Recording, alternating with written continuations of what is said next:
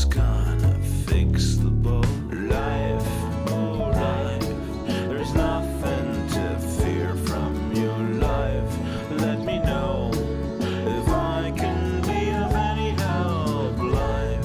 You and I, let's try a fresh start today. What do you say? Let's close the door on the past.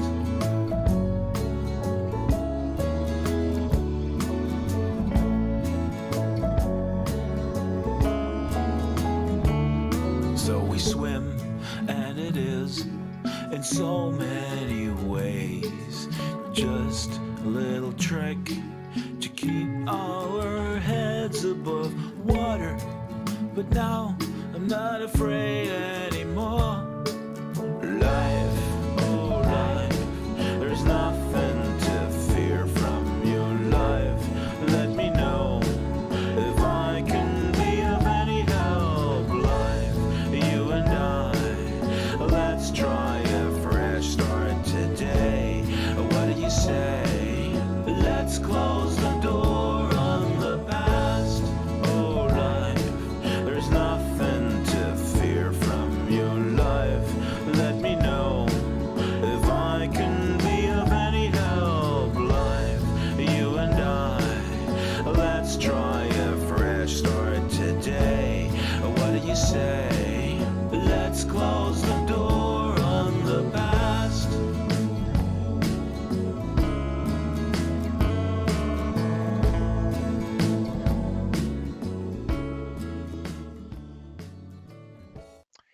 Hello there, and welcome to the Second Life Book Club. My name is Draxtor. I hope everybody can hear me, also on YouTube.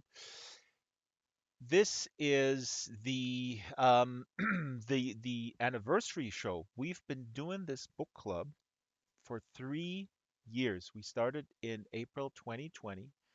I sort of ported it over from Sansar. I don't know whatever happened to that thing, but I was very happy that Lyndon that was interested in me bringing this to um, Second Life. They gave us this one island, and then 2 months later, I asked them for another island, and then 2 months later, I asked them for a third island, and now we have four. Anyway, so welcome everybody. Camera zooming back a little bit. We're at a different place right now. We're actually on a place when you go to island number one, you go on the teleporter and you click on floating. So this is the floating galleries. The YouTube audience will see me panning around a little bit. This has almost, I think this has the 2 years worth of shows here sequentially. And if you click on the show image, you will get information about the show, about the authors, and you can also click on this book, and then you will get to the YouTube recording. Here's a show from June 3rd, 2020. Why does literary fiction thrive in a world where nobody reads? This was a fantastic show.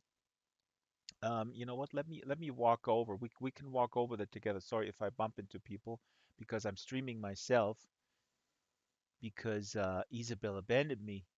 She's not helping me, just like Strawberry did. I'm kidding. But this one here, this was hilarious. Shiromi Pinto was a parrot, and we tested everything. This went actually really well. Annabelle Banks was a cat. These are writers and publishers from independent presses, from Influx. They're all from the UK. And then Shiromi um, flew around. She hit the up arrow, and she was flying around, and she couldn't land anymore. So, sometimes I get obsessive with these technical things because I want it to look really good on YouTube, but then I actually realized over time that, who cares? It's really more about us in the room or in the world having a good experience and having an exciting and fun experience. So I wasn't bothered by it, and I expressed to Sharomi also because I think she was a little embarrassed. But we had just amazing talent. LL McKinney is a fantastic author, young adult. She also has a bunch of graphic novels, and these worlds, as you know, they persist here on one of the four islands. Her world is kind of a Alice in Wonderland world. Um, let's go over here. Matt Ruff, of course, I always talk about him because I feel that to me he's one of the best contemporary American authors. Um, let me look at the let me look at the stream here. If people can hear me, people can hear me, right?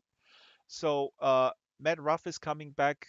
People know Matt Ruff from Lovecraft Country, which was, of course, a HBO program, and there's a part two of Lovecraft Country. Matt Ruff, of course, has a bunch of other novels that I actually think are more interesting than Lovecraft Country is great, but uh, there's a bunch of others, namely The Mirage, where the attacks of 9/11 actually happened on 11/9 in a United Arab States type of country, and it's everything is completely reversed, like in a mirror. So the attacks happen in these United Arab States in this alternate history, and the perpetrators of the terrorist attack are religious fundamentalists from America. And then two detectives in Kuwait, I forgot the exact um,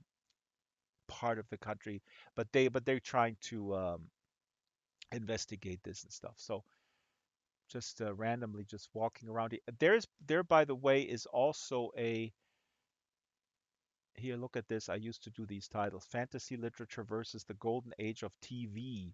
Read or watch. This is, of course, here Tad Williams. Um, Fran Wild, who is a well-known author, and I approached her, um, and then this is hilarious because I had approached her if she wanted to come into to Second Life, and I explained a little Second Life, this is that, blah blah blah. And she says, "Oh, I've been in Second Life since 2004," and I go like, "What?"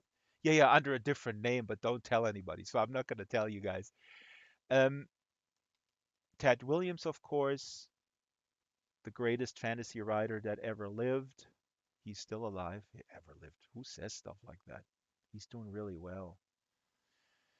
Tad is not only uh, I think the greatest American fantasy writer, but also, of course, he wrote Otherland, which is very important. Otherland is more important in the canon of VR related books, in my mind, than Snow Crash. It's much more comprehensive than Snow Crash. It's much more it's it's epic compared to Ready Player One. Again, this not to take away from these other novels, but if you're interested in virtual reality and literature, please pick up Otherland. There's four or even five parts, but just read the first one. It is just an amazing depiction of a virtual world, and it came out in 1996, I believe. Yeah. So let's go. I got to be careful with my voice because I'm going to start the reading. Sarah Littman.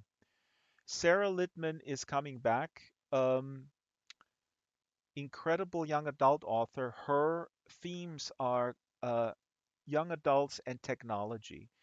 She's really the best writer in that field. She really occupies this niche. There is a book called Want to Go Private with um, the main protagonist. I think she's 14, 13 or 14-year-old girl who basically um, gets groomed by a predator in a virtual world. Um, and this is really, really well done without, cheap, like cheap shots towards like digital technology or virtual worlds. What you often find, like, oh, of course this is happening in the virtual world because it's full of perverts. No, it's very nuanced. This depiction of um, the life of this girl, why she is in that world, why she enjoys it, and then how a very real danger of this 32-year-old guy who's basically exploiting her emotional state and then basically abducts her. Really cool. Oh my God, look at this.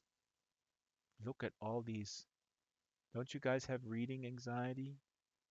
This, of course, Will Wiles, one of the best books ever. Uh, Not the first one about the cleaning floors, also good, but the one where the hotel, there's an expanding hotel that never ends. The Way In, it's called. Oh boy. Joe Haldeman. Joe Haldeman. Very proud of getting Joe Haldeman in here with the help of his wife.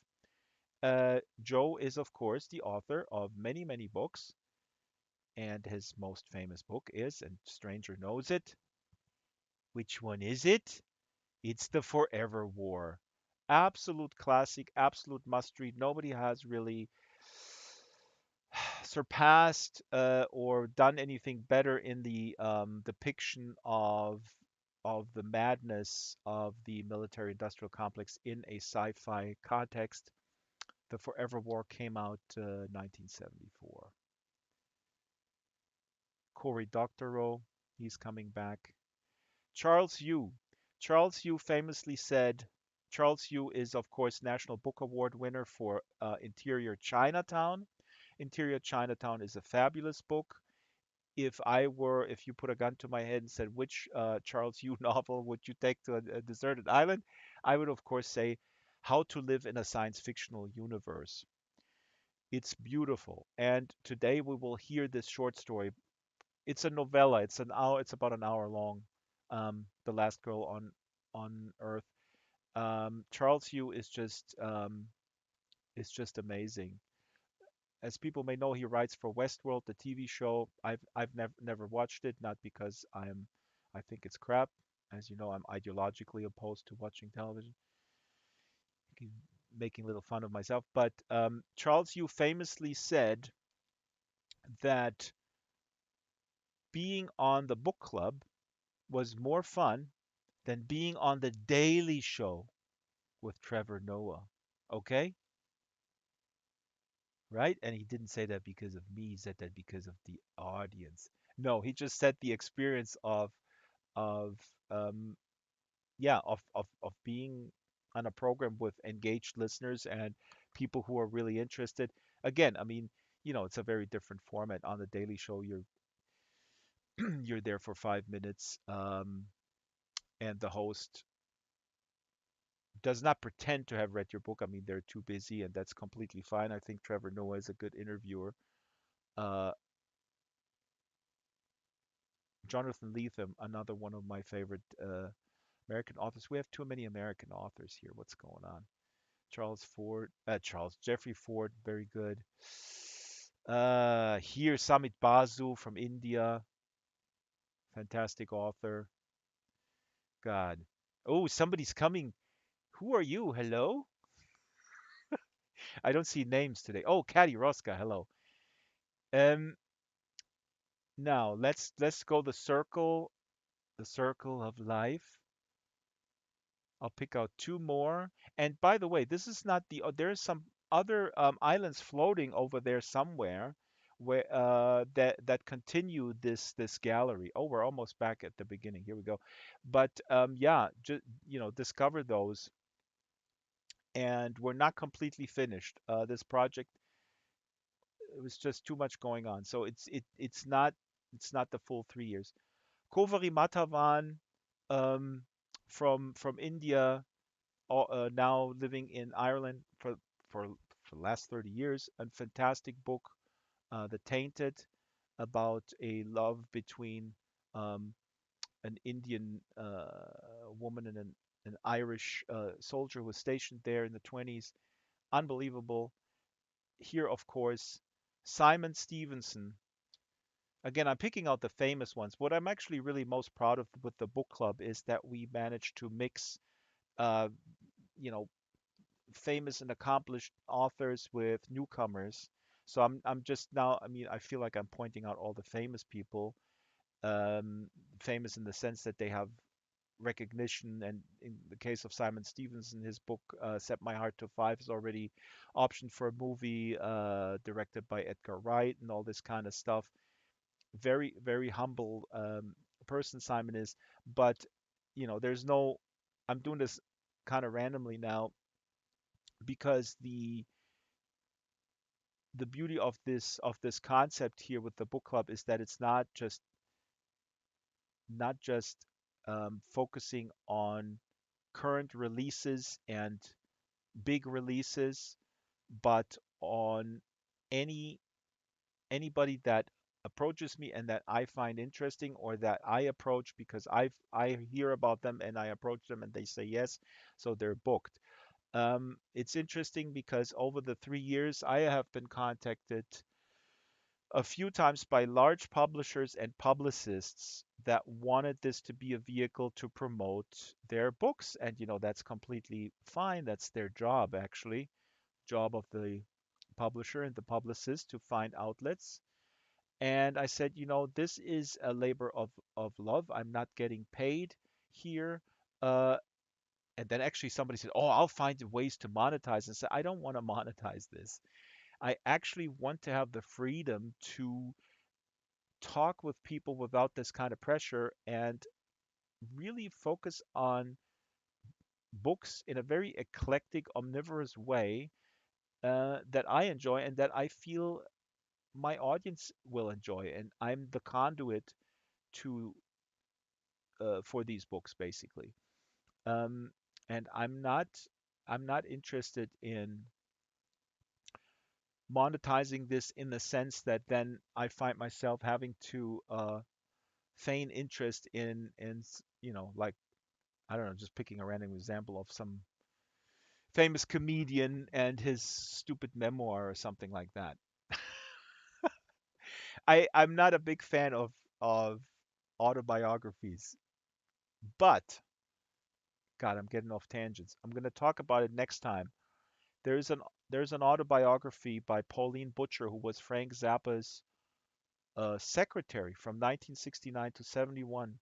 She's originally from England, and I happened upon her book called Freak Out, where she talks about these 3 years where she was kind of sucked into the Zappa universe. She was just a secretary in secretary pool in London, working class background, and then Zappa needs a secretary. They call the service. She goes to the hotel, and then it goes from there. And he brings her to America, and she's sort of thrown into the deep end of the pool of the hippie era of the freak scene in Laurel Canyon, and she tells that from her perspective. Not only about the sort of the cool thing about this book is actually that she's not sort of salivating over, oh my God, I'm working for this genius Zappa. Um, it's critical. She has high respect for him, but it's not a unreflected groupie-like sort of just infatuation. And so she points out some of the issues in his views and how he responds to things, all the while being very respectful of his work and being certainly a fan of the work as well. But anyway, getting completely off a tangent. I sent her an email. She must be in her early 80s. I saw an interview from last year. She incredibly sharp, great interview. Pauline Butcher. Anyway, I'm gonna turn it now to. Oh yeah, I'm gonna ask this question. Uh, Please put it in local chat. Flenza's head is in the rocks over there. Flenser, come out. You're such a handsome dragon there. We want to see you. What was your favorite moment of the book club? And I'll also ask the YouTube audience the same question. Do you have a favorite moment, or do you have a favorite book? Or is that kind of related? Like, did you discover something here that you thought like, oh, this is actually surprising me. Um, what was your favorite moment? You can say that in voice. I have voice on. It's being broadcast out as well. And Flenser just loves this rock too much, and that's completely fine. Hello, Jamonkey. Hello, little brat. Hello, Caddy, the Resistor, Water, Pollyanna, Monkey.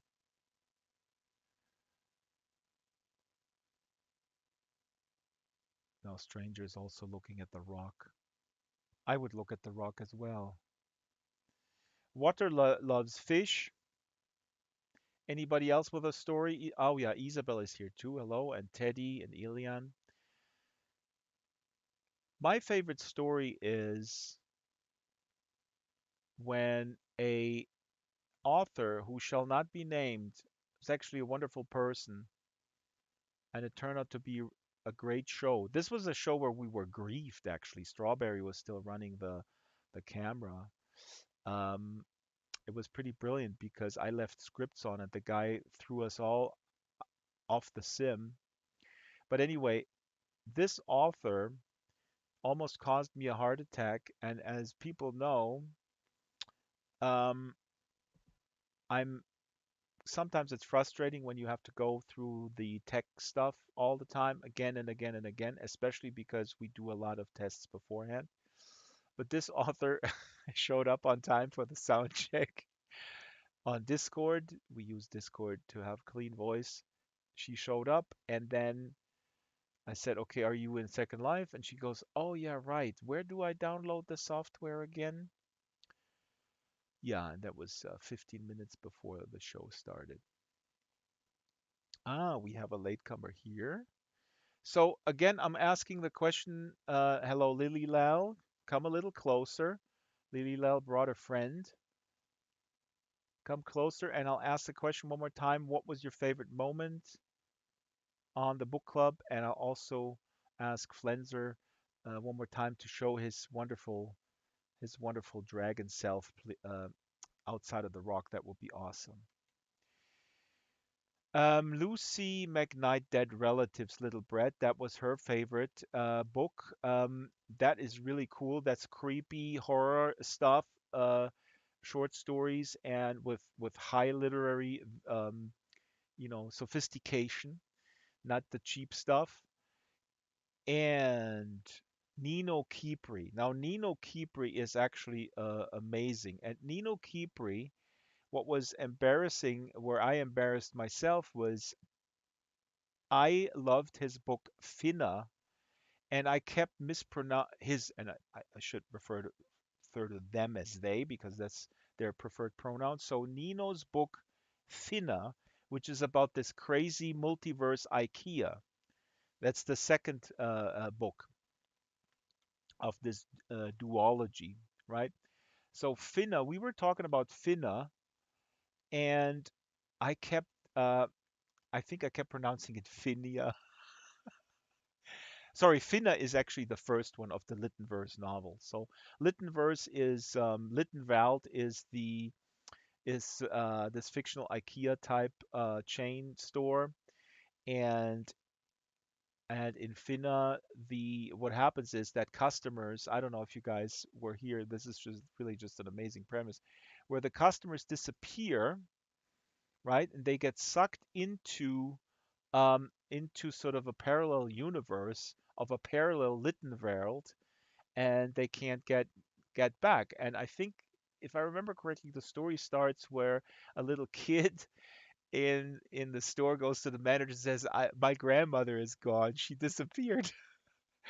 And then the manager is like, "Yeah, yeah, we'll find her. We'll find her." And then they have sort of this unit of almost like Ghostbusters type people, the special unit.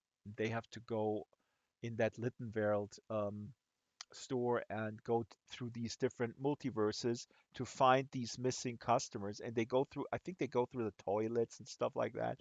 I mean, it's amazing. Defect is the second novel. So yeah, Nino Kipri. Would be awesome if somebody could maybe type the Goodreads links. Nino Kipri, Finna, highly recommended. Homesick, that Little Brett mentioned is his short story collection, also really excellent stuff. Isabel is saying Karina Shurek, her story was poignant and listening to her finally was touched while streaming, had a good cry in the background. Yeah, Karina Shurek, wonderful guest, also really one of those guests where you can feel that they had a good time, in this sort of format that admittedly, of course, for noobs may be weird and very esoteric. Karina really enjoyed being here, and she came back, and that was really awesome. I mean, we fell from 4,000 meters to the ground in a golf cart one time. I think I still have pictures. But Karina Shurek, her story is amazing. She is the widow of Andre Brink, who was one of the greatest South African novelists, really famous. His stuff is incredibly important. And her memoir. See, earlier I said I hate memoirs and autobiographies. Actually, I don't, because that is also really a fantastic book. It's called The Fifth Mrs. Brink. He was married 5 times. Fantastic. Now, shall we move it over to, excuse me, the only living girl on Earth? Uh, yeah, Shyla is putting the links in here. Shyla, also please find Finna by Nino Kibri, or maybe Nino Kibri's website, because his stuff was mentioned, and Karina Shurek as well. Now, for the rest of the hour, I'm going to throw it to um, the only living girl on Earth. This is a short story by Charles Yu, who I mentioned. It is really amazing. It is just incredible. I mean, it's well written, and the premise and what's going on there, I think you guys will get it. It's accessible yet incredibly. It's one of those sort of things where you read this and you go like, why did nobody ever come up with this with this before, right? You're like, wow, this is a brilliant way to describe the human condition. Um, it involves a theme park and a roller coaster. Okay, I shouldn't spoil it because let's see here. Is the living girl the last living girl, the only living girl, I should say, the only living girl on Earth? Are you ready to read? Let's see.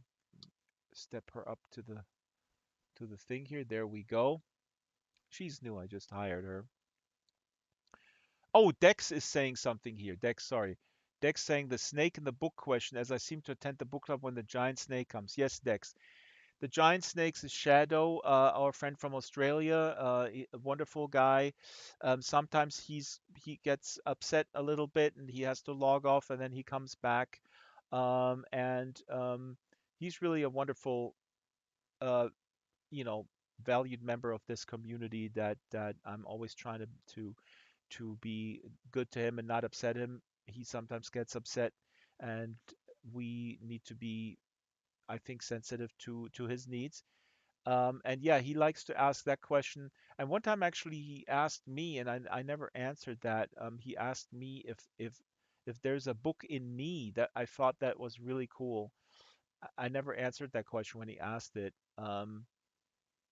You know, it's weird because I write a lot. I write these movies and these videos. It's a different task. I write music, of course, too, but uh, writing a novel or even a short story, I've had a lot in my head. And as a teenager, I wrote some stuff down. But it's so weird. The more I learn, the more I read and now dissect sort of these contemporary authors at this level of quality. It's weird. I actually get the more I hear how, some people have no formal education and they just do it, that should actually encourage me. But then I read this stuff and it's so good, and then I feel like no way that I can ever pull this kind of stuff off. But anyway, who knows? So we're ready. I don't have chairs here today. We all stand and let let the um, let the story begin. Here we go. The only living girl on Earth. This is about an hour. You can leave anytime, um, but I encourage you not to. Relax and immerse yourself in the story. 1. Jane. On Mondays, her mom always calls her from the moon. Get to work okay? Nope. No. Sorry to say this. I'm dead. That's nice, Jane. That's a nice reaction to your mother caring about you.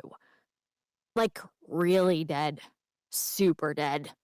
Burned up on re-entry to Earth. It was gruesome.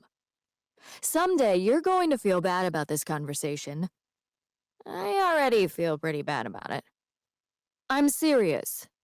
You'll understand when you have a kid of your own. You realize I'd have to actually meet a guy in order for that to happen? It's a long way from our little satellite. All I do is worry about you, and I have to deal with this? Mom, I'm okay. Are you? I'm fine. Just fine. Very convincing, Jane says. Then it's quiet on the line. Jane listens to the crackle of white noise, cosmic background radiation, a faint reminder of the Big Bang.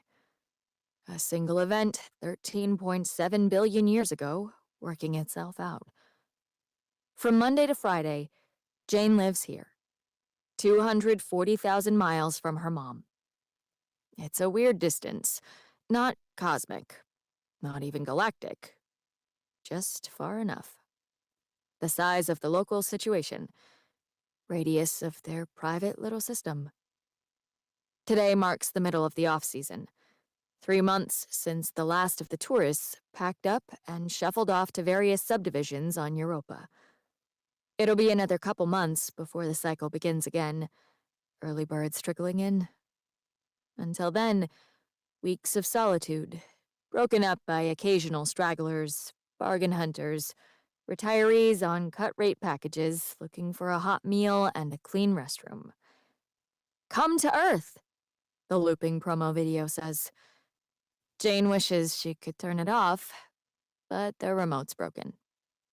She stretches, sips coffee, watches it for the 10,000th time.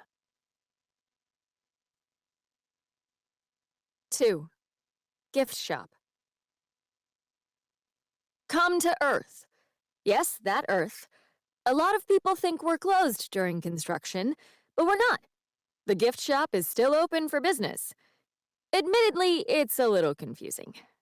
First, we were Earth the planet. Then life formed, and that was a great and good time. And then, for a little while, we were Earth, a bunch of civilizations. That lasted until the AI in charge of geoengineering got out of whack, which made the oceans crazy hot, which caused weather patterns to go berserk, which led to fish stocks collapsing, followed by the terrestrial food web also collapsing, and from there, it wasn't long before nation-states began to dissolve and the entire world order destabilized. A lucky few escaped and went out in search of new worlds to colonize. Or so we're told. The record keeping that far back gets pretty iffy. Then, for what seemed like an eternity, we were Earth. Not much going on here anymore. And that lasted for a pretty long time, which was then followed by a really long time. After a couple of eons, humans, having established colonies on other planets, started to come back to Earth for vacation. Parents brought their kids, teachers took their students on field trips, retirees arrived by the busload. They wanted to see where their ancestors had come from. But there was nothing here. Kids and seniors, parents and teachers, every one of them came with hope, and they all went away deflated. That's it, they would say. Or, Earth was okay, I guess, but I kinda thought there would be more. So, being an enterprising bunch, some of us got together and reinvented ourselves as Earth, the museum, which we thought was a great idea. We pooled our resources and assembled what we could find. To be sure, there was not a lot of good stuff left after the collapse of Earth, a bunch of civilizations. One of us had a recording of Maria Callas singing the Violetta aria in La Traviata. We all thought it sounded very pretty, so we had that playing over the PA system. There was also a television showing episodes of The Tonight Show starring Johnny Carson. People, long gone, laughing and clapping together. And the main attraction of the museum was a painting we had by some guy of some flowers. No one could remember the name of the guy, or the painting, or even the flowers, but we were all pretty sure it was an important painting at some point in the history of paintings, and also in the history of people.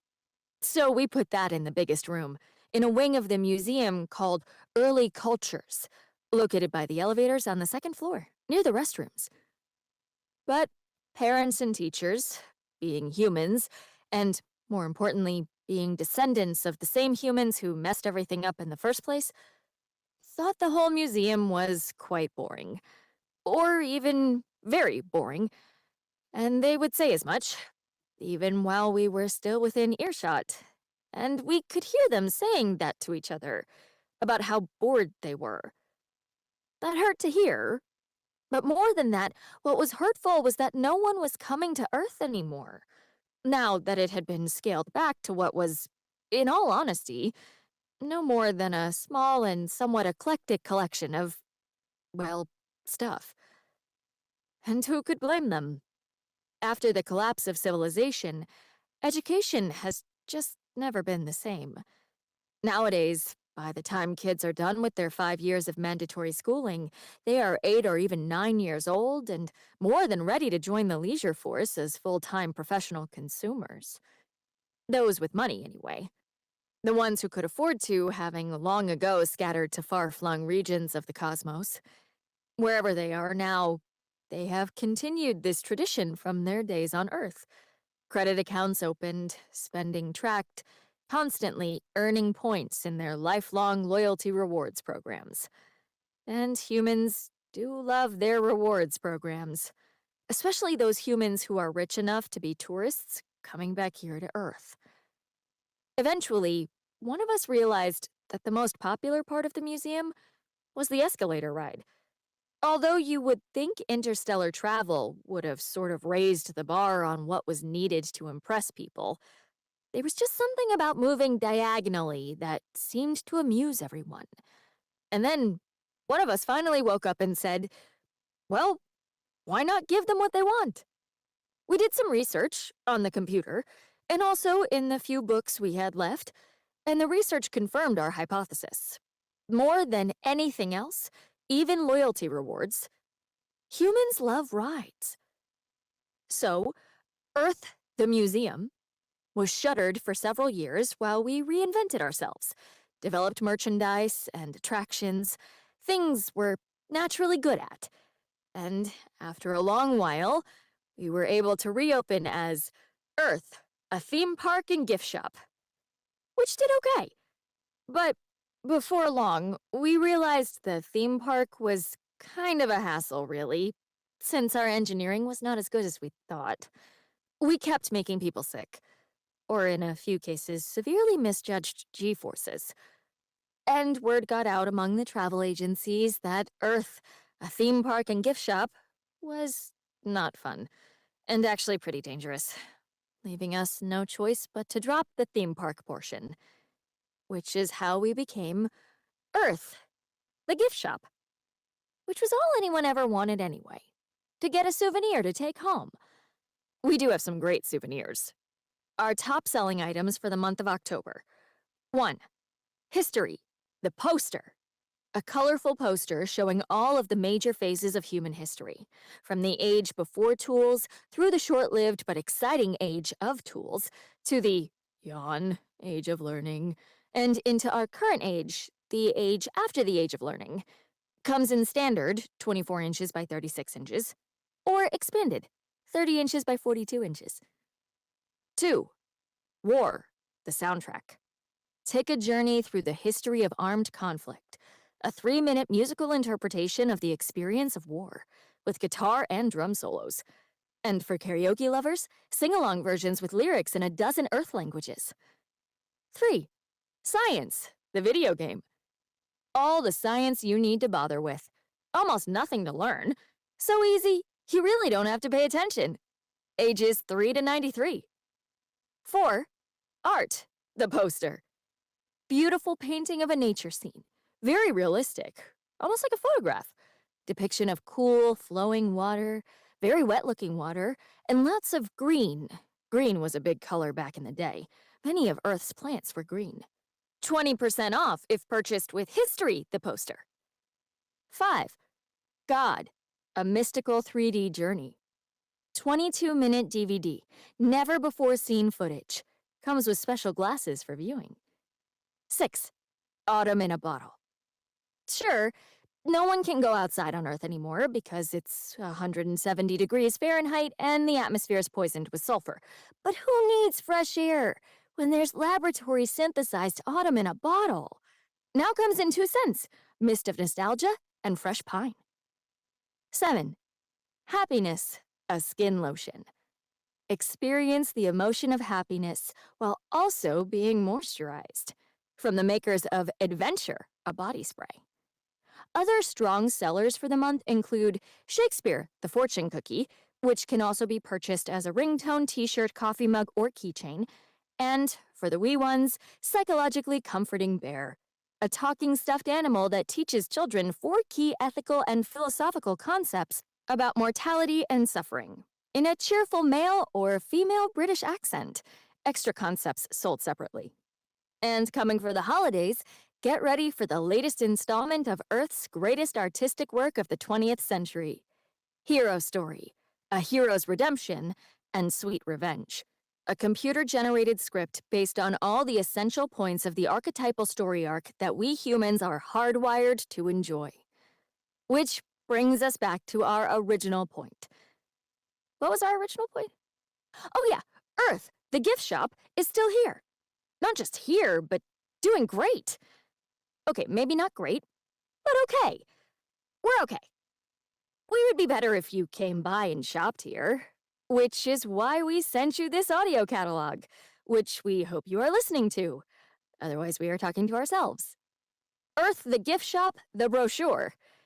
Some people have said the name Earth, the gift shop is a bit confusing, because it makes it seem like this is the official gift shop of some other attraction here on Earth, when really the attraction is the gift shop itself. So we are considering changing our name to Earth, a gift shop, which sounds less official, but is probably more accurate.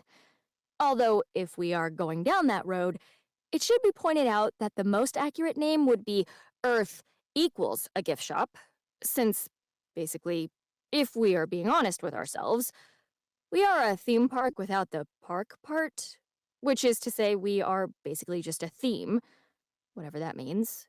Although Earth, an empty theme park, would be an even worse name than Earth equals a gift shop. So for now, we're just going to stick with what we've got, until something better comes along. So again, we say, come to Earth. We get hundreds of visitors a year, from near and far. Some of you come by accident, no shame in that. We don't care if you are just stopping in to refuel, or if you lost your way, or even if you just want to rest for a moment and eat a sandwich and drink a cold bottle of beer. We still have beer. Of course, we prefer if you come here intentionally. Many of you do. Many of you read about this place in a guidebook, and some of you even go out of your way and take a detour from your travels to swing by the gift shop. Maybe you are coming because you just want to look, or to say you were here. Maybe you are coming to have a story to tell when you get back. Maybe you just want to be able to say, I went home. Even if it isn't home, was never your home, is not anyone's home anymore. Maybe you just want to say, I touched the ground there, breathed the air, looked at the moon the way people must have done 1,000 years ago. So you can say to your friends, if only for a moment or two, I was a human on Earth, even if all I did was shop there. 3. Jane. Jane goes to inventory the merchandise. The new stuff comes from some warehouse on Neptune, packed by robots. Jane swaps out last week's promotions and puts up this week's, resets the displays, dusts the snow globes. Special deal for Labor Day weekend. Buy 2 postcards from the American Epic and get a 3rd one free. When she's done, she steps back and looks at it. It's beautiful. Or random. What does she know? Future college student, gift shop girl. She just unpacks the boxes. There's research, work by archaeologists and theorists, people who study and dig, construct timelines, figure things out. But what if they got it wrong? What if she's the last girl on the planet, minding the store, and she's selling all the wrong stuff? After inventory, Jane climbs up to the rooftop to look through her telescope, a present for her 17th birthday. Definitely not in the budget. But her mom was so excited, and Jane was excited to see her mom excited. She read the user's manual that first night, cover to cover, studying everything about the device. According to the manual, on a perfectly clear night, it is possible to have an unbroken line of sight all the way to the moons of Jupiter. Jane tries to imagine such a night, tries to believe in the idea. Could tonight be the night? She's sitting under a makeshift biodome she made out of old heat shields from the scrapyard. She's got a foil package of 2 American Empire Pop-Tarts and a canister of Diet Orange soda that the vending robot sold her. On her lap is the course catalog for Jupiter Community College, Fall 3020 semester. Open to the page on ancient American archaeology, what she plans to study once she gets out of this little shop, and a letter from the school confirming enrollment. Dear Jane, we look forward to seeing you on campus very soon. It's dinner time, and she's got about 6 hours of inventory left to do. No customers, and she's the only living girl on the planet. Not exactly ideal conditions for scoping the wonders of the universe.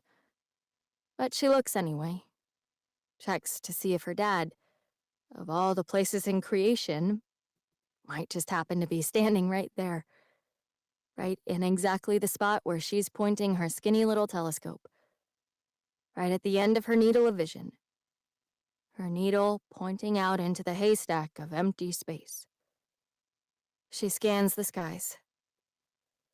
Come to Earth, Jane says, to anyone listening. She turns her sights back down to Earth, swinging the scope over toward the park. Normally, she wouldn't be able to see much past the diner, but every so often the winds are just right, enough to clear out the sulfur clouds, not yet a dust storm. And for a few minutes, she has a clear line of sight into the park. All the broken down rides, the fake historic attractions, sweeping along with her eye until she finds it. A model town. America, a long time ago. Jane looks at what she can see of the little houses, the street signs, the shops and cars and office buildings. Imagines what life could have been like. How big was the town? What did these people see when they looked up in the sky? Did they ever imagine this could happen in a few centuries' time? Humans gone. Home abandoned. Left there empty like a husk. In its place, a theme park. That, too, abandoned. She sees a light on in one of the buildings and imagines what it would have been like to live there 1,000 years ago. With her mom? With the dad she barely knew? The guy who has existed mostly in pictures. What it'd be like to have one of those strange, crude little things that she reads about in her archaeology books. A house, or an apartment. Some primitive version of a home. Wood and plaster, a concrete foundation. what it would be like to live that way, fixed to a point on the planet, instead of on a junky space platform, scraps her mom had collected from an old Russian satellite, in geosynchronous orbit above the Earth. She and her mom, the last two Earthlings, sort of. They weren't born here, but their ancestors were, from a place that used to be known as Los Angeles, long before the Great Terrestrial Exodus. First from the surface to space stations, then from there to the rest of the galaxy. Jane watches one house in particular. The light in an upstairs room, probably a bedroom, she knows from her studies, goes on for a moment and then shuts off, on some timer. Jane feels a brief flicker of wonder. What if she could live in that house, even for a day? She stays up on the roof, waiting to see if the light goes back on. 4. America, the ride. My wife and I have a kid now, and another on the way.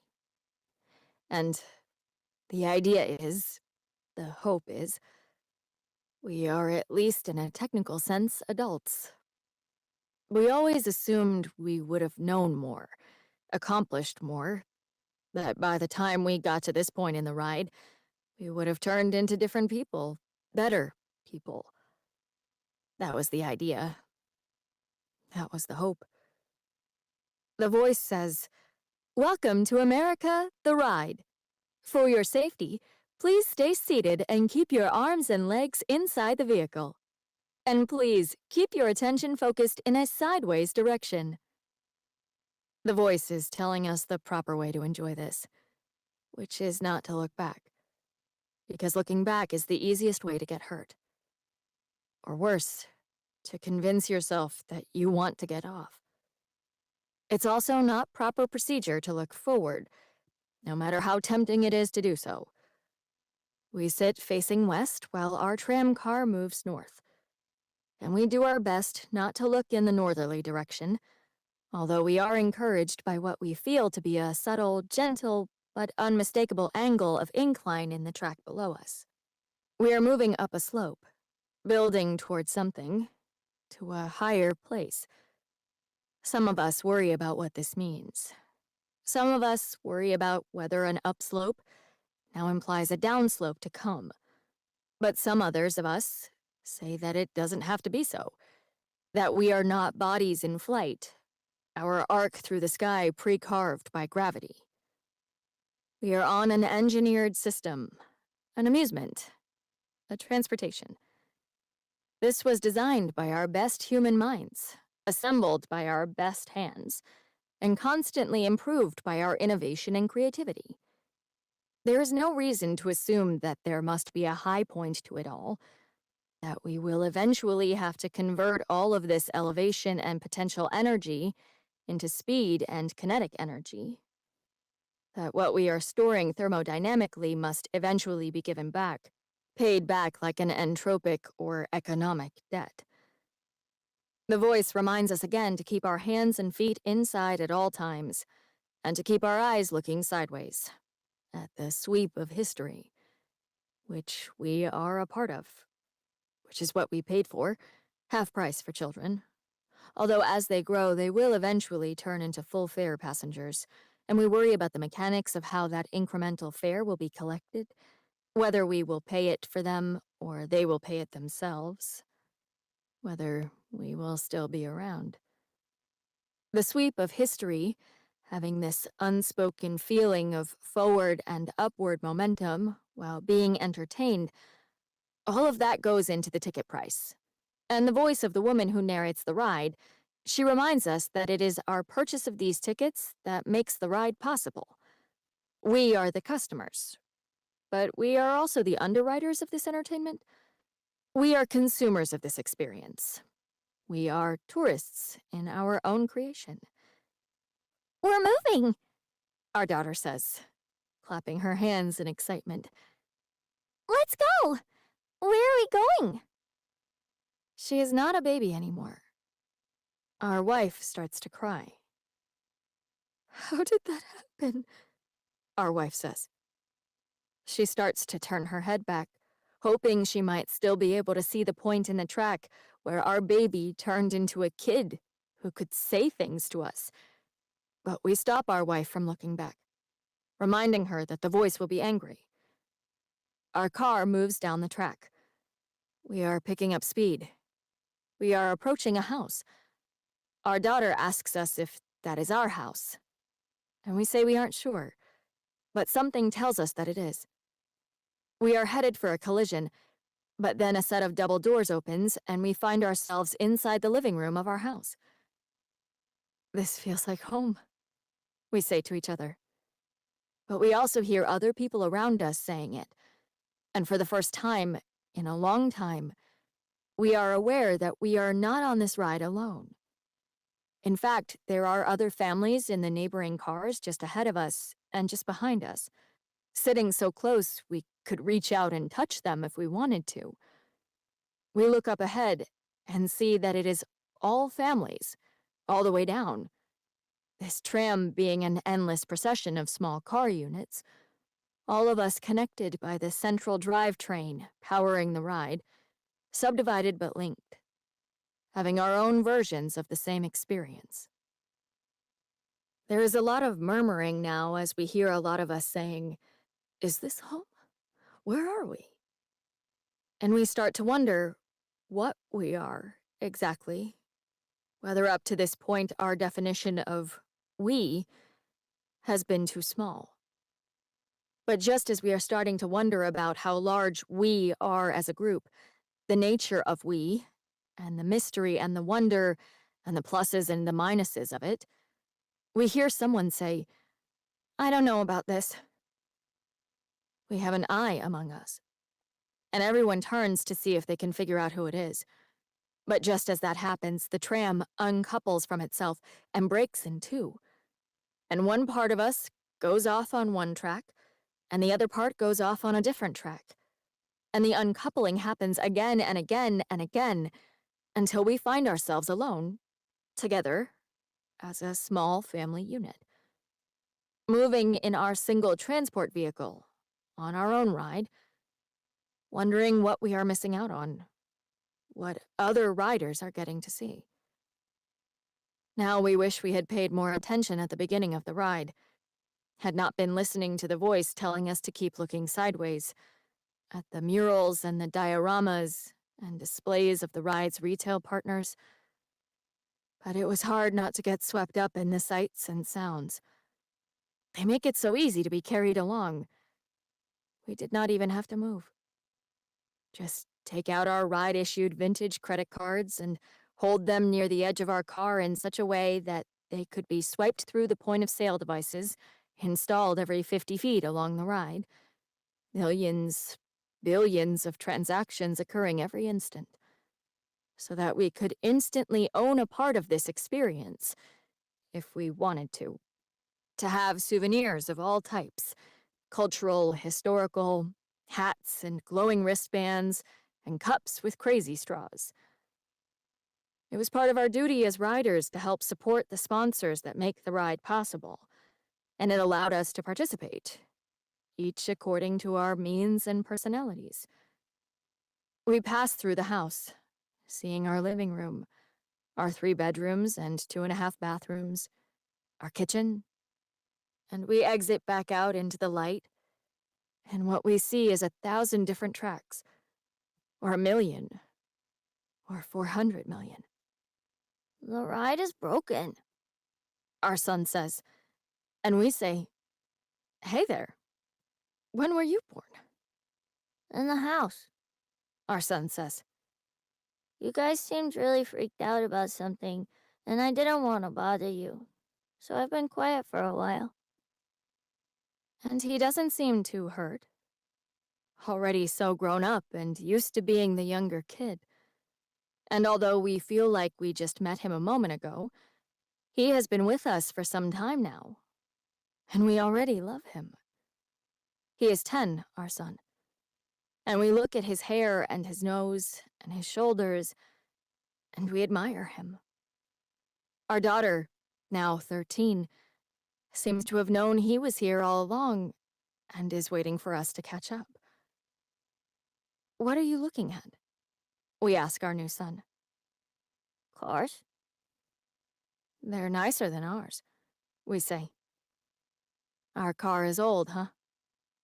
Yeah, but I like our car. It's the best one. All of the cars move along their individual paths, some up into the mountains. Some turn into boats and float onto lakes. Some take off like airplanes as we watch in envy. Some derail. Some hit trees, and we watch those who can walk away, get out and start fighting or crying or both. And we wonder if they will ever be able to get back on. Our car continues smoothly along its track, not the fastest or the slowest. We notice now that the ride is not what it used to be, less finished, more like under construction. We see a sign explaining that the ride is now owned by American Entertainments, LLC, whose parent corporation is a subsidiary of a company called the Planetary Amusement Corporation, which is owned by a Martian-German joint venture, New World Experiments GmbH, owned by a consortium of Europa-based Korean investors. You have been chosen as potential partners in an affiliate marketing and peer advertising campaign, the voice says as we continue to roll on through history. You're now passing through Japanese internment camps during the Second World War. On your left coming up, you will see Coney Island, Brooklyn, New York in the 1920s. And if you look over to your right, you'll see the banks of the Mississippi. And watch your feet. Lift them up to stay dry, as your vehicle is now converting itself into a watercraft known as a riverboat, a form of transportation vital to the nation's commerce throughout the 19th century. Backwards we go, through American lore and mythology, merchandised to perfection. We see new ground being broken, dig sites surrounded by chain-link fences, men working in hard hats, large, colorful banners proclaiming that the American experience will be relaunched in the fall. This is a part of the ride that seems like we are not on a ride anymore. We have crossed some line into the backstage area, employees only, where the gears and the machine room and the electrical cords and all of the nuts and bolts of the mechanical ride are evident. Even the voice has dropped some of the theater from her voice and now talks to us directly. The narrated portion of the ride is over. You are now entering an experimental phase, still in testing, where riders can experience America for the first time in 3D. Our son and our daughter both get excited for a moment at the idea, until the voice tells us that we do not qualify financially for that portion of the ride. You are welcome to stay in the car, although what you will see will be a 2D version of what should be a stereoscopic experience. We are given a choice of whether to go on or get out, and we decide to go on, although the voice now also tells us that we need to take some of the things out of the car, as we have taken on too much weight. So our son drops his sack lunch over the side of the car, and we drop old clothes that the kids used to wear, and our daughter drops a doll whose hair she used to brush when she was a little girl, at the beginning of the ride. We see cars who have God with them, in voice form and as a kind of hologram, and we watch God from afar, and wish we could hear what God is saying to the people in the cars lucky enough to have God. But the advertising voices all around our car are drowning everything out. We pass through dioramas of ourselves in cubicles, watch time-lapse movies of ourselves working, aging, working, seeing what we look like at work, seeing how the hands of the clocks in our offices spin around, and somewhere about that point, we notice that our lap bars have tightened against our thighs. It could be the slow spread of middle age, and the growth of our daughter, who is in college now, and of our son, who as a sophomore, made the varsity soccer team at his high school and is now taller than all of us. But it's not that we have grown. The lap bars really did click down tighter on us, pinning us into this car, pinching us into our seats. And the voice tells us it is for our safety as the ride is picking up speed now. With a sick feeling in our guts, we understand that we are not getting out of this ride until it lets us off, and that the reason we are picking up speed is that we are now on a downslope. That somewhere we did pass the high point of the ride. None of us remembers doing that, or even there being a particularly high point. Or maybe the high point just wasn't very high. But whatever the case, we are accelerating now. Whatever we built up in terms of momentum, we are now giving it back. The idea is, the hope is, that we will be able to see everything at least once. That even in this rushed state, we can experience all of the rooms, even if it is from a distance. We can see other cars moving across the country, across America. We see all of us on grids, on graphs. We understand ourselves to be bits of socioeconomic data on the bar charts and pie charts and flow charts running down the leftmost column of the multicolored newspapers that get left in front of the room doors of our discount business traveler hotels. We understand ourselves to be frequent flyers, rewards club members, customer loyalty program participants. We dream publicly. We have agencies staffed by people who storyboard our fantasies, people who plan out, panel by panel, shot by shot, the public space, the collective mental environment where this ride is located. Creative agencies mapping the conceptual territory, the shared main street of our imaginations, where we stroll arm in arm down the avenue of our engineered dreams, our civic conversation now just saying to ourselves, "Hey, look at this, look at this." And we all look at this for 10 seconds until another one of us says, "Now, hey, wait a minute, have you guys seen this? Look at this, look at this one now." And we all turn our heads and look at this one now, until the next thing, our collective attention reduced to the briefest of intervals, not long enough or large enough to hold a dream. And then, soon, no more public dreaming.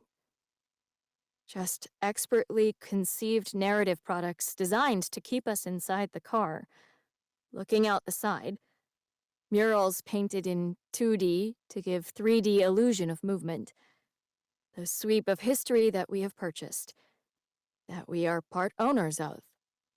Murals that show us watery images of ourselves.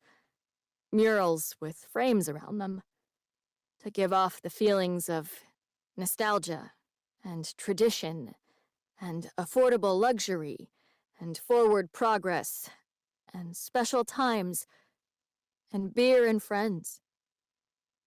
We have no room for dreams or even feelings anymore. Our feelings now engineered, designed by people who have market researched us and seen our private browser histories and know what is in our darkest of hearts and in our darkest of parts, and know what we really want deep down. All of those feelings calibrated to be emotionally nutritious, or at least emotionally fattening.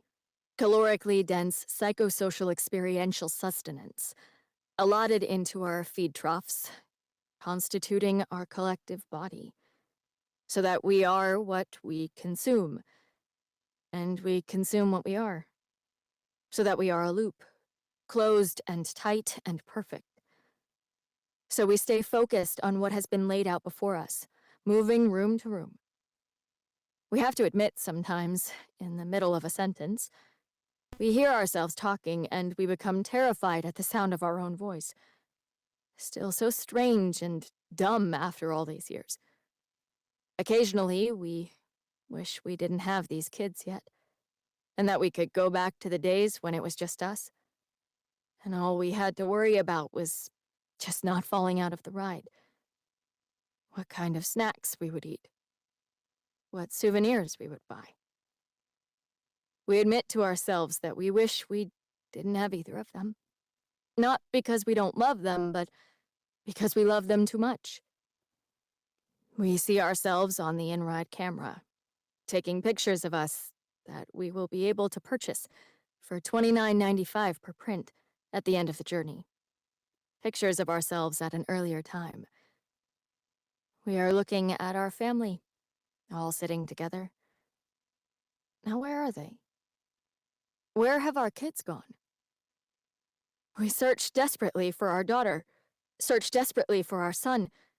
The ride is coming to an end for us, and turning our heads from the side, our necks stiff from having been locked into a position of gazing for so long, we realize what we have just done. We look forward for the first time in years and see the white light outside ahead as we exit this room. We look at the in-ride camera and see our son, and see our daughter. See them in their own cars, with their own sons and their own daughters. And we want to call out to them, to our children and our grandchildren, but it's just an image. And we understand that. But we call out to them anyway. We try to explain to them about the ride, but we see the looks on their faces, the hope. And we start to understand the impossibility of this ride. How it is a kind of perpetual escalator, a physical impossibility that somehow exists. We see how our children and our grandchildren think that they are on an upslope, believe in the forward movement that they can feel. We wish we could ride the ride again that way. We see the looks on our grandkids' faces, except that they are not looking at the ride. They are looking at their parents' faces, just as our kids looked at ours, seeing how excited their parents are, and being excited by that, and also knowing already how to give their parents what they seem to need. The kids knew all along. Our daughter is in another car, far away, on an upslope, waving to us. Our son is with his family and gives us a sad smile. They know already how the ride works, but they need to show their own kids.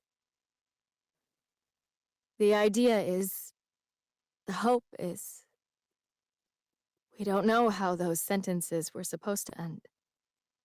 And we are now sure that we never knew how they ended. And we see that the sentences have no more to them. That's all they are. The idea is. The hope is. And that hope is with us as we move toward the large exit doors into the next room. That hope fills us.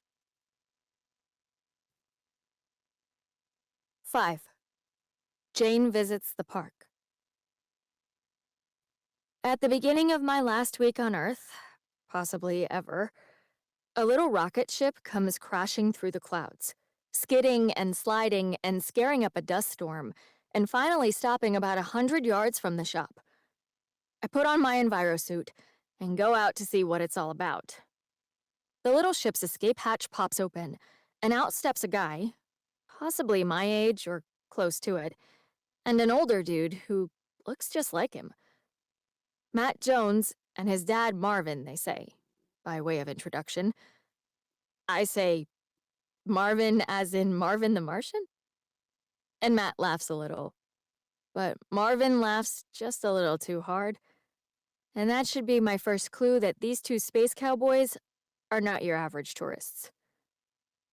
I think our ship might need some repairs, Marvin says.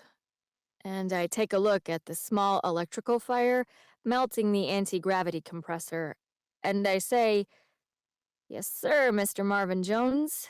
I think you may be right." I tell them my mom can fix it. Might as well come into the shop while I call. I've hardly seen another human all summer. The Kuiper Belt has been active, which always backs up traffic coming this way.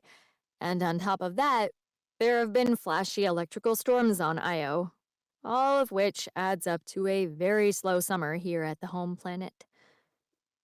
Where are you guys headed? I ask. Matt says the Hilton. Overlooking the Sea of Tranquility, I say. Southern Rim. Nice. You know it? He asks. No, I say. I've seen pictures. I explain that my mom works on the dark side of the moon. And your dad? Mr. Jones asks. No, Dad, I say. And it gets quiet. The phone rings a couple more times, and then goes to voicemail. Hey, Mom's voicemail. It's Jane, your only child, and the last person on Earth. Listen, we've got a couple of road warriors here, crashed their little planet hopper, and we might need you to come down here with your tools. I hang up the phone. Well, I say, the good news is that I'm sure she can fix your ship. The bad news is that she probably can't be here until Sunday. What's Sunday? Matt says. And I start to explain. Well, today's Friday, but then I remember that these are humans, but not Earthlings. They don't have work weeks. They don't even have weeks. Sunday means you're stuck here for a while, stranded on Earth. Cool, Matt says, and I actually think he means it. They browse in the store for a while, and then I figure they're getting hungry. So I take them over to the diner and give them a couple of menus while I go into the kitchen and fire up the grill. I watch them through the order window, sitting in the booth, plugging credits into the jukebox. Earth Angel, Blue Moon, Moon River. There's a moon out tonight by the Caprice. I tie on my server's uniform and head back out to take their orders. 2 burgers, onion rings, chocolate shakes. Just so we're clear, I remind them, there are no cows left on Earth. The meat in the burgers is printed by a top-of-the-line fabricator. Cool, they say. Same with the chocolate and the shake. The onion rings are real, though, and they're actually pretty good.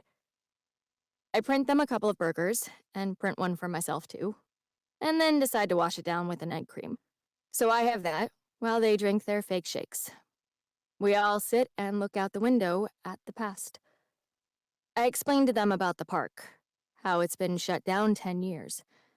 Back in the day, there were rides and shows and exhibits and a parade every night. Every night? Yeah, a nightly parade. Can you imagine? Every single night. And then at the end of the parade, get this, fireworks. And the craziest thing was that there was actually one exhibit, Anytown, USA. It was America, early in the 21st century. Yeah, 1,000 years ago, something like that. Oh, Matt says. I read about that in the guidebook. There were people living in the exhibit, right? Yeah, I say. Supposedly. Matt pulls out Earth, a guidebook. Reads from a dog-eared page. The inhabitants of any town.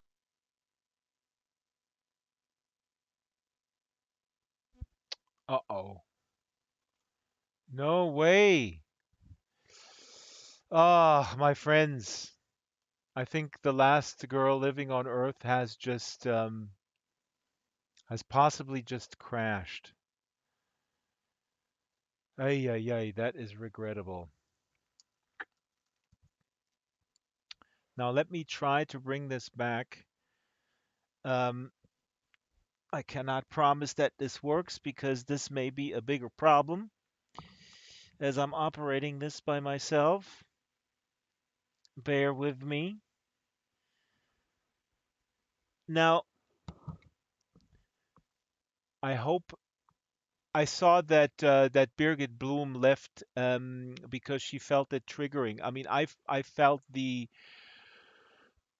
story about the ride really, really sad myself. I mean, it's just brilliant to depict life itself as an amusement park ride, and with all these America specific details of looking sideways, don't look back, and then the cars decouple and people are essentially alone and left by themselves, and especially the part about, like, when they realize they have a son who is 10, and, oh, where did you come from? I've been here, for 10 years, and they just realize that. And yeah, those details are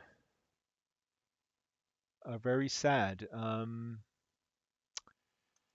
as life can be. So let me bring her back.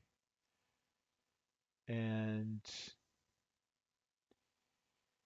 I don't know, it is getting late. It is about it's 20 more minutes. Let me see how long this is. Yeah, it's 24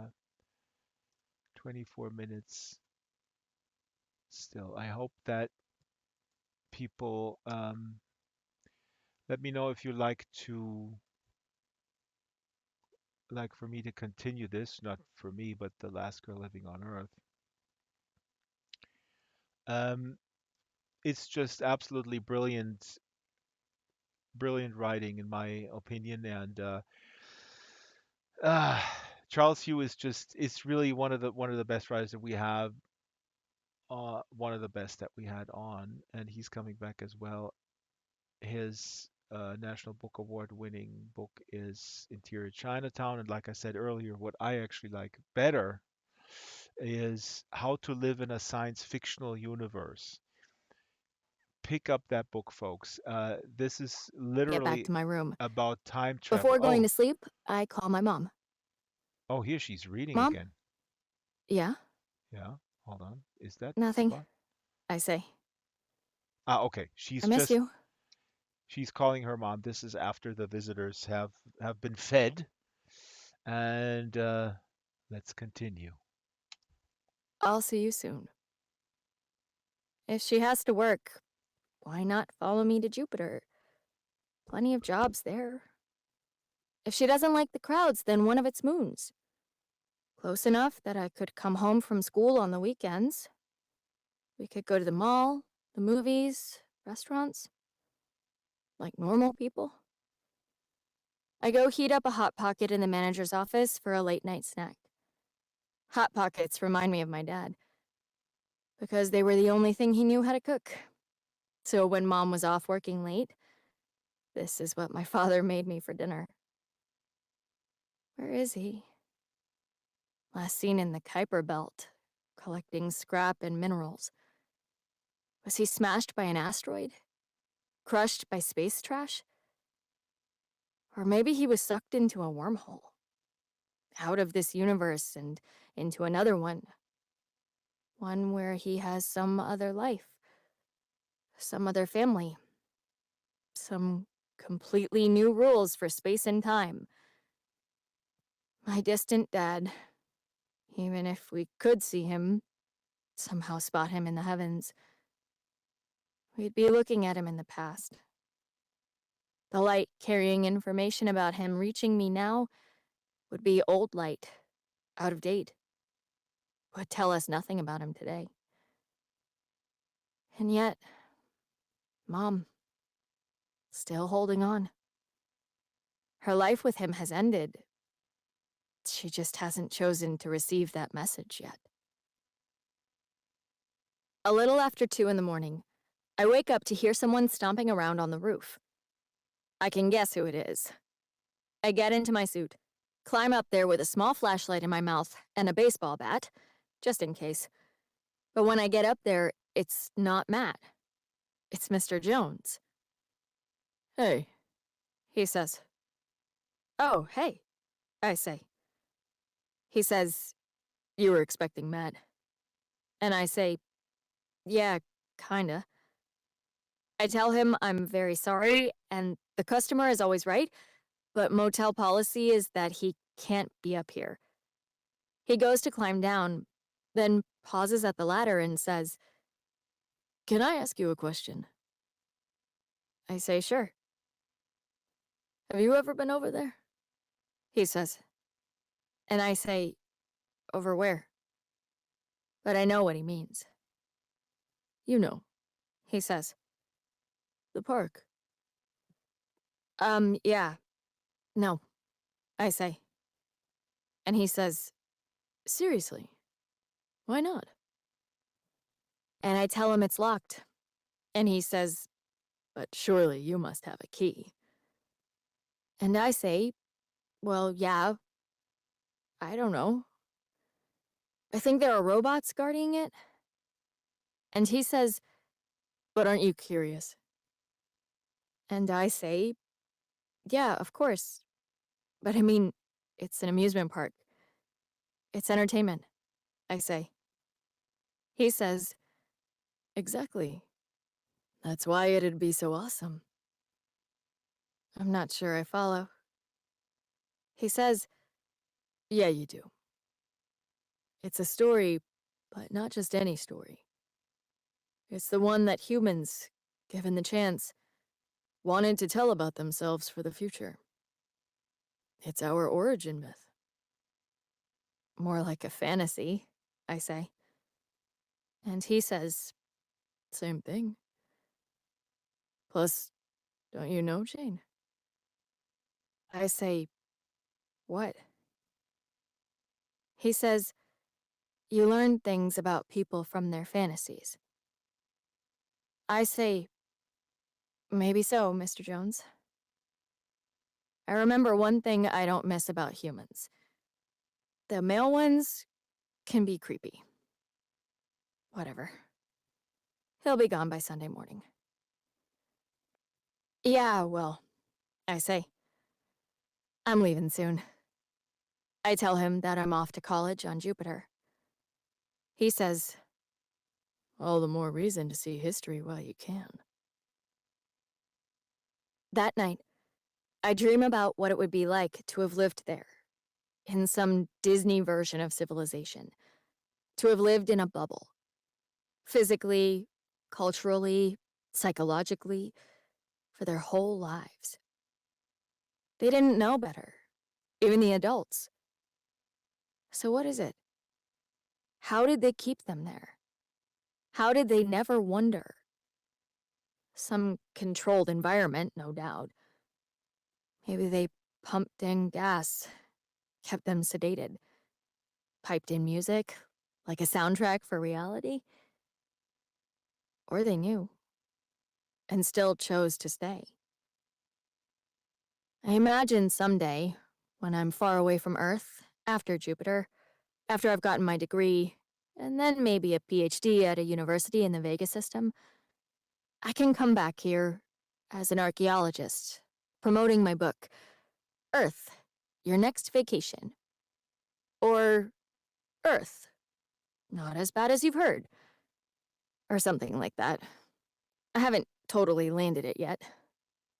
And I can give a talk here, in the motel by the gift shop, and lead a tour of the place where it all started. We'd need a bubble.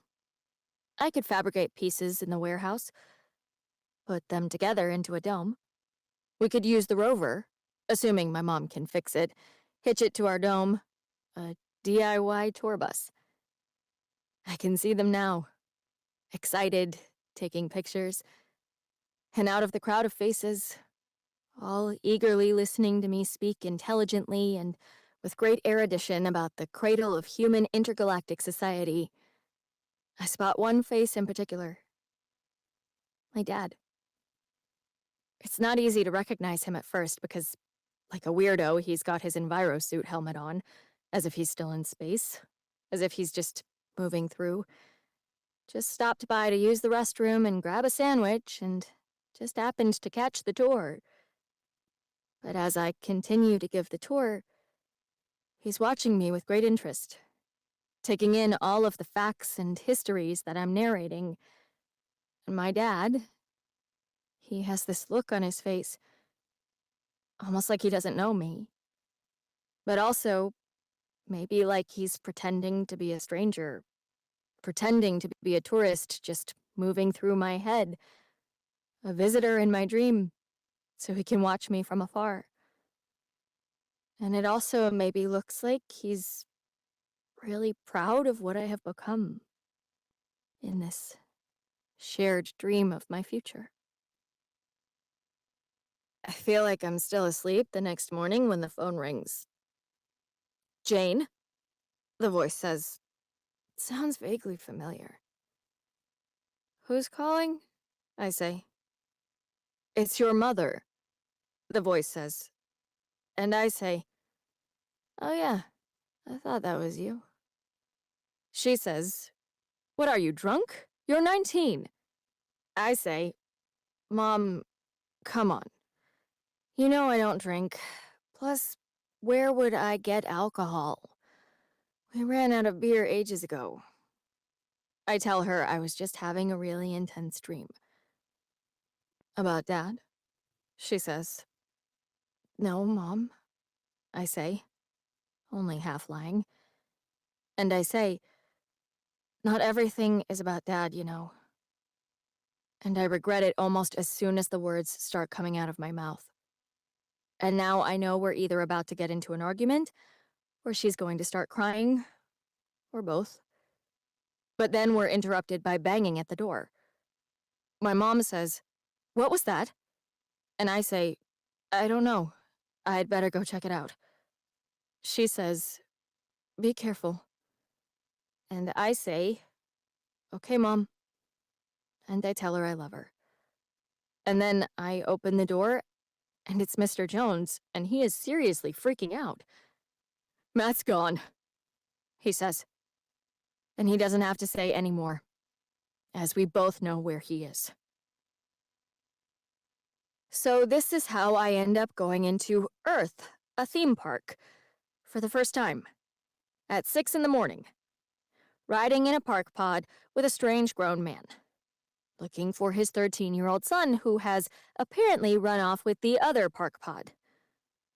Matt's old enough to know better, I say. Exactly, Mr. Jones says. Old enough to know an adventure when he sees one. And I say, wait a minute, I thought you were freaking out. You're glad he ran off? Wait just a minute, I say, starting to freak out a little bit myself. Did you two plan this? He says, don't be crazy. And I mostly believe him, but I'm still not totally sure that this wasn't their scheme all along. That maybe, hard as it is to believe, they crashed here on purpose, with some crazy idea in their heads about what it would be like to roam around in a closed artificial environment that has been reclaimed by wild animals, the ones that have survived, albeit with adaptations, and is policed by security robots so badly in need of software upgrades that who knows what they're capable of doing. I'm trying to explain all this to Mr. Jones the whole way over, and he's not having any of it. He's just enjoying it, I can tell. And it's not until we enter the park, through an aperture in the electromagnetic force field, which keeps out radiation and bears and dust and weather and generally makes the park habitable, or should, if it still works after 1,000 years. And the park pod's thrusters activate, and we're flying about 10 feet off the ground, and we can see how big the park is and how many places Matt could get lost or killed or just, accidentally die, that Mr. Jones starts to realize for himself what Matt has gotten himself into, and he gets quiet for a second. And he actually goes, oh. And I say, yeah, exactly. We search for Matt throughout the park, which means, whether we like it or not, we also learn a great deal about Earth's history, or at least the corporate version of the narrative, through the various exhibits and the constant voice over the PA system. At one point, we spot his park pod parked outside America the Ride, and we make the decision to get out of our park pod and enter that ride, snaking through the chained-off rows where people used to line up, pushing through the turnstile, having, in all of this, some small thrill in actually doing it. We enter the dark, low structure, snaking around the barriers meant for long lines, but can't find him. And by the time we reemerge from the building, Matt's park pod is gone, and a security robot is driving away with ours, and Mr. Jones starts to shout, but I cover his mouth and say, "Are you crazy? That thing might shoot us, or worse, take us to the holding cell in the park's police station, and then what are we going to do?" So we watch the security robot hover away with our only hope of finding Matt. Now, on foot, we trudge through midday and into afternoon, fortifying ourselves with 3D printed corn dogs and 3D churros and neon blue icy drinks. And we cover mile after mile, acres of park space. Every building, lamp post, wall, sign, screen, automated learning kiosk, game, flashing display, educational bot, every single thing in the park trying to tell us a story about our roots as a species, trying to teach us something. Oh, and trying to sell us stuff too. As the sun sets, we start to panic. Mr. Jones and me, both of us. We both try to keep it to ourselves, but we start to panic, this low-grade silent panic.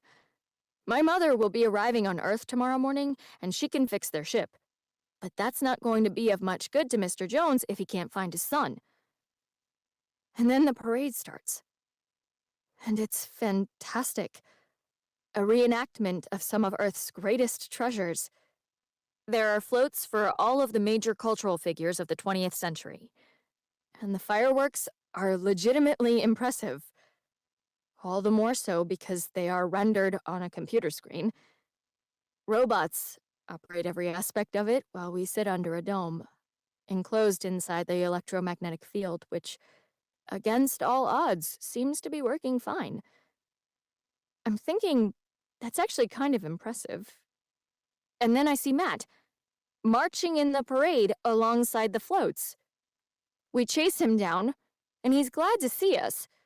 And it's all I can do to stop myself from kicking him in the pants. His dad is just so relieved he can barely speak. "We've been looking for you," I say. "A little bit." "Matt," Mr. Jones finally says. "What the hell?" "I'm sorry, guys," Matt says. "But it's been worth it," he says. "Come on, I have something to show you." Matt leads us down Main Street, and then off on a side street. And then it's getting dark, and we're off the track for the park pods. And I wonder if this is even part of the park anymore. I suppose I'll know if a mutant bear dog jumps out and eats us. We cross a small town square, and there's a post office and what looks like a hardware store. And then, down another street, after turning a corner, there it is. It's a fully functioning simulation of a town. Matt looks at us, watching us take it in, just as he must have taken it in earlier in the day. America, once upon a time. Not robots, not images. Real people. Living here, working here, raising families here, dying here. Whole lives in this pretend existence, oblivious to the world. Wanting to be, needing to. We find a large tree to stand under, kind of hide behind, so we can watch them all from down the block. I wonder, how big is the town? How are they self-sufficient? How could they not know? But even as I think it, I understand. No one needs help with illusions. People are plenty good at it. People want to know as much as they want to know. They have learned, on some not quite conscious level, to avoid places where they might run into the truth. They've developed an intuitive sense of how not to pop their own bubble, to keep the dream going. Even as, on some level, There's something underneath the surface, a kind of baseline unease about it all. Their homes, their streets, their town. The world feels inauthentic, maybe, but they can't quite figure out why. For all they know, anyone knows, it's all a big theme park. For all anyone knows, this is just how life is supposed to feel. So every night, they have a parade and fireworks, not realizing that their history is built on an illusion. That whatever they had, some nostalgia for some imagined past, is borrowed. That their way of life is over. Either they don't know it, or they're not ready to admit it yet. In the morning, my mom will arrive on Earth, fix the Joneses' ship. They'll pack up, leave, drop the occasional postcard, promise to stay in touch, and actually will. Nothing less, but nothing more either. When she gets here, I'll say, "He's gone, Mom. Dad's gone." My mom will ask, "Okay, what now?" I'll say, "Maybe it's time we break our bubble." The summer's over, but by next spring they'll be back. From far away they will come, poke around the shop, pick things and smile. They'll buy something, use the restroom, get back in their ships. Maybe they just want to be able to say they came here, to have touched the ground here, breathed the air, looked at the moon the way people must have done 9 or 10 or 100,000 years ago. So they can say to their friends, if only for a moment or two, "I was a human on Earth." A voice booms over the PA. "Welcome back! We were closed for a while, figuring some stuff out. We have Maria Callas. We have music and poetry and junk, and we don't know what else. Some other stuff. We have a new exhibit called The Age of Figuring Out What Age This Is. We've got some work to do." And then the fireworks start.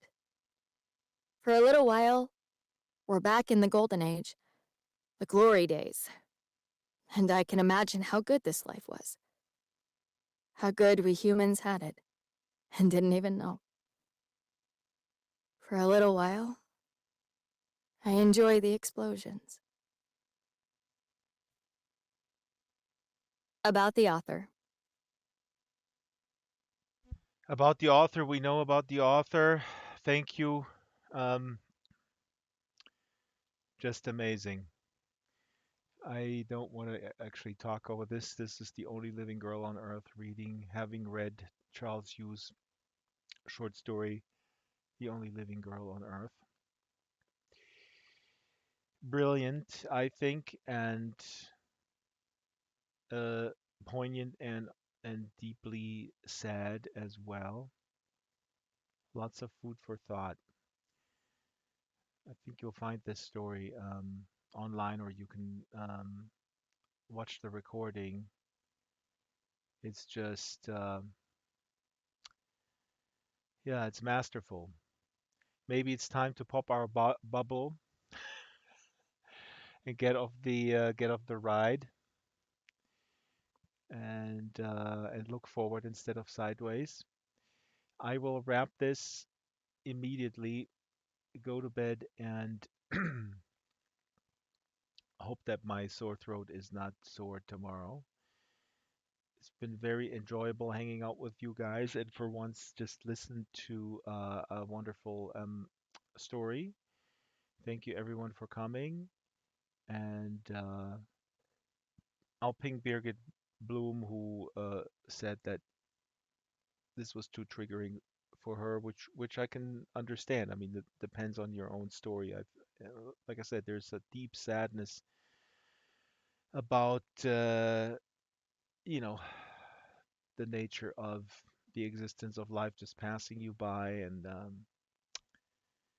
it depending on your own story, this can be this can be a little bit too much, even sort of, couched in this high literary form.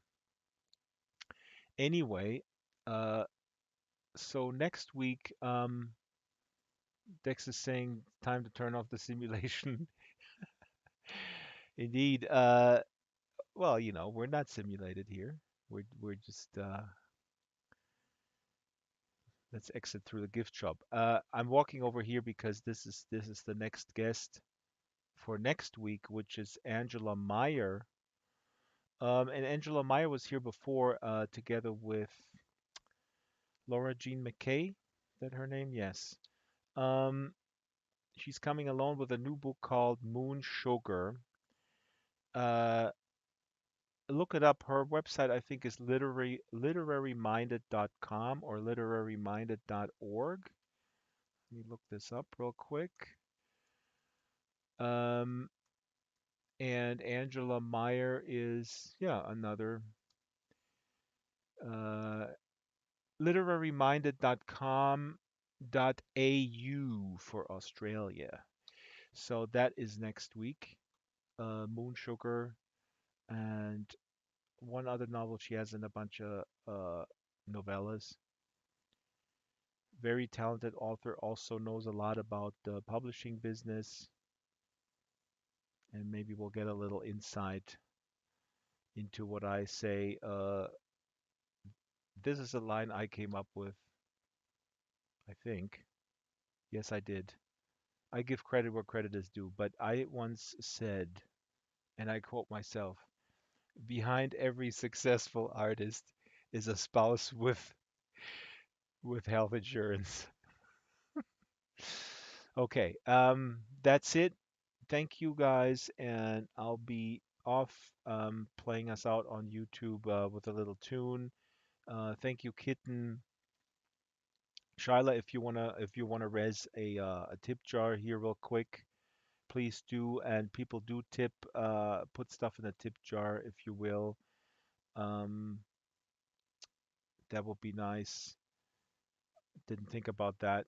Shyla, I'll drop you some lindens, and then you can distribute.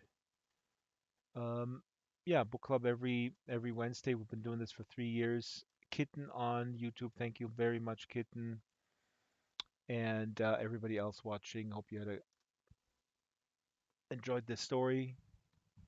I don't know. Now I said it a million times that I know Monkey pasted the link. How to live safely in a science fictional universe. That's actually the title of Charles Hughes' second novel, which I think is brilliant.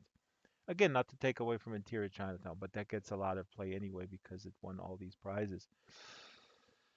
I'll see you guys next week, and let me play the out tune. Here it is. Good night, good day, goodbye.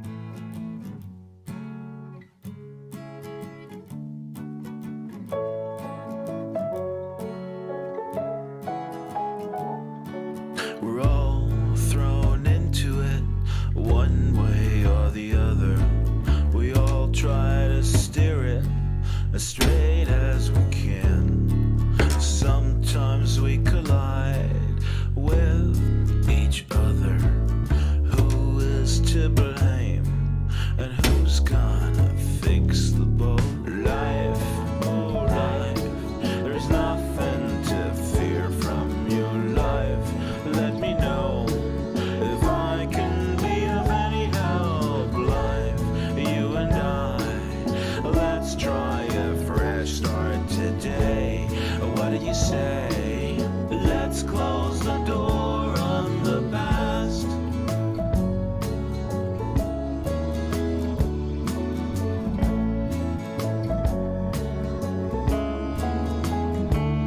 So we swim, and it is in so many ways just a little trick to keep our heads above water.